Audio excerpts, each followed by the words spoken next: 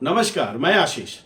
महाकुंभ की viral girl Mona Lisa इन दिनों फरमान खान से शादी को लेकर सुर्खियों में है। इस बार वजह कोई नई फिल्म या टीवी शो नहीं, बल्कि उनका एक चौंकाने वाला खुलासा है।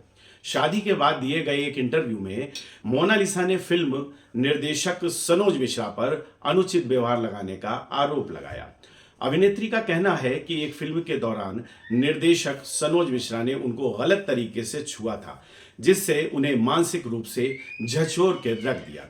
मोनालिसा ने बताया कि यह घटना उनके करियर के शुरुआती दौर की है और जब वह इंडस्ट्री में अपनी पहचान बनाने की कोशिश कर रही थी, उस समय परिस्थितियां ऐसी थी कि वो खुलकर विरोध नहीं कर सकती थी। लेकिन अब शादी के बाद उन्होंने इस मुद्दे पर खुलकर बात करने का फैसला किया है। उनके इस बयान ने इंडस्ट्री में एक नई बहस को छेड़ दिया है। अभिनेत्री ने कहा है कि उस समय वो काफी असहज महसूस कर रही थी, लेकिन काम के दबाव और करियर की चिंता के चलते चुप रहना पड़ा। उन्होंने ये भी कहा कि आज जब वह अपने पति फरमान के साथ एक सुरक्षित और मजबूत रिश्ते में हैं, तब उन्हें लगा कि सच्चाई सामने लाना जरूरी है। मोनालिसा ने कोच्चि में एक प्रेस कॉन्फ्रेंस में ये आरोप लगाया। वायरल गर्ल ने केंद्र सरकार और केरल और मध्य प्रदेश की राज्य सरकारों से भी मदद मांगी है। उन्होंने दावा किया है कि उसको और उनके पति को जान से मारने की धमकियां मिल रही हैं। अपने पति के साथ आई मोनालिसा ने मीडिया को बताया कि उनके पोस्टर जलाए जा रहे हैं और उन्हें जान से मारने की धमकियां मिल रही हैं।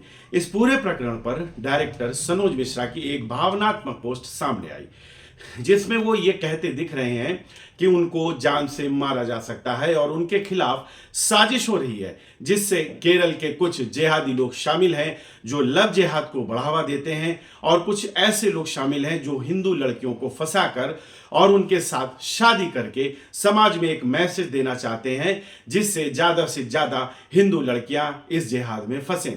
आगे सनोज मिश्रा ने मुख्यमंत्री फडणवीस, मुख्यमंत्री मोहन यादव और मुख्यमंत्री योगी आदित्यनाथ से अपील करी है कि उनकी जान को खतरा है और अगर उनको कुछ हो जाता है तो इस कांड की निष्पक्षता से जांच कराई जाए।